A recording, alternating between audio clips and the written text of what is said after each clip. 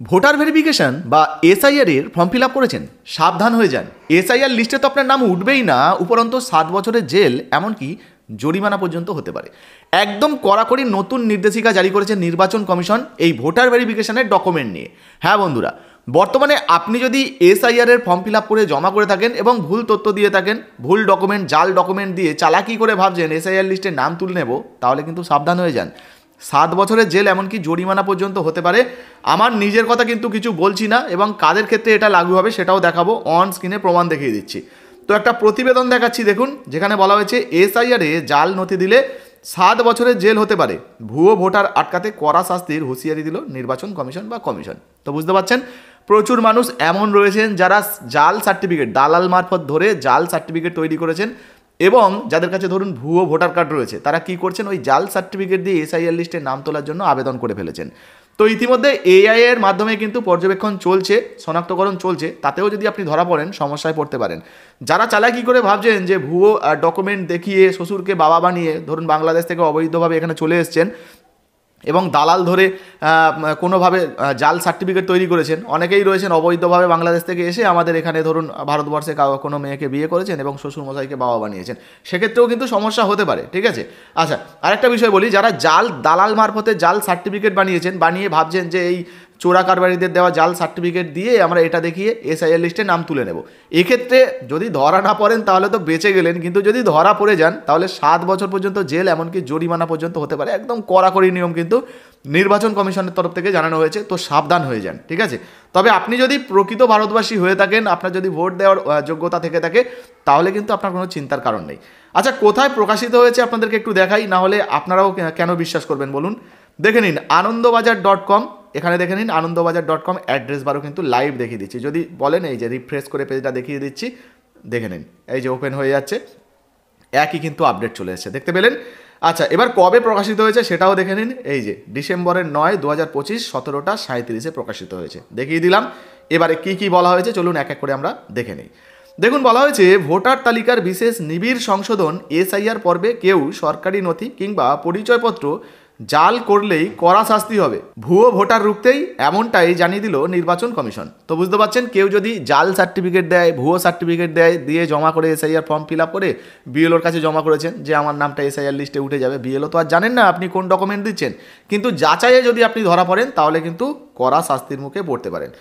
আর কি কি বলা হয়েছে দেখুন, বলা হয়েছে যে মঙ্গলবার রাজ্যের মুখ্য নির্বাচনী আধিকারিক অর্থাৎ সিইওর দপ্তর লিখিত বিবৃতি দিয়ে জানিয়েছে এসআইআরে কেউ নথি জাল করলেই আইন মেনে সাজা হবে, কারাদণ্ডের পাশাপাশি হতে পারে জরিমানাও, যেমনটা বলছিলাম।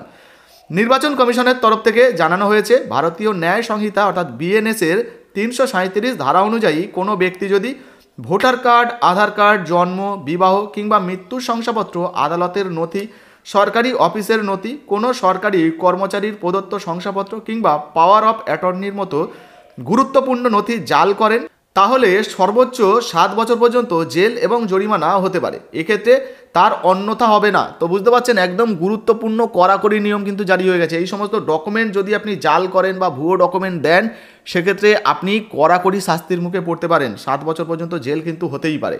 দেখুন, বলা হয়েছে পশ্চিমবঙ্গে এসআইআরের কাজ নিয়ে নানা অভিযোগ তুলেছে রাজ্যের প্রধান বিরোধী দল বিজেপি। ভোটার তালিকা ঝাড়াই বাছাই চললেও অনুপ্রবেশকারী বা ভুয়ো ভোটারেরা রয়ে যাচ্ছেন বলে অভিযোগ উঠছে।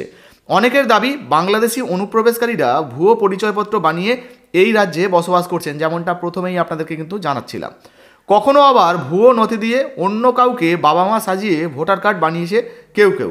এমনিতেই ভুয়ো ভোটার ধরতে কৃত্রিম বুদ্ধিমত্তা বা এআই ব্যবহার শুরু করেছে কমিশন, যেটা বলছিলাম। আর এখানে দেখতে পেলেন যে বাংলাদেশ থেকে এসে অন্য কাউকে বাবা মা সাজিয়ে নিয়ে তারা এই ভোটার কার্ড বানিয়ে ফেলেছেন এবং এসআইআর লিস্টে নাম তোলার জন্য অলরেডি ফর্মও ফিল আপ করে ফেলেছেন। তো তাদের ক্ষেত্রে সমস্যা হতে পারে। এআই এর সাহায্যে প্রত্যেক ভোটারের নাম, ছবি সহ যাবতীয় তথ্য নিখুঁতভাবে স্ক্যান করা হবে বলে জানানো হয়েছে। এতে কারো তথ্যে গরমিল থাকলে তা সহজেই ধরা সম্ভব হবে।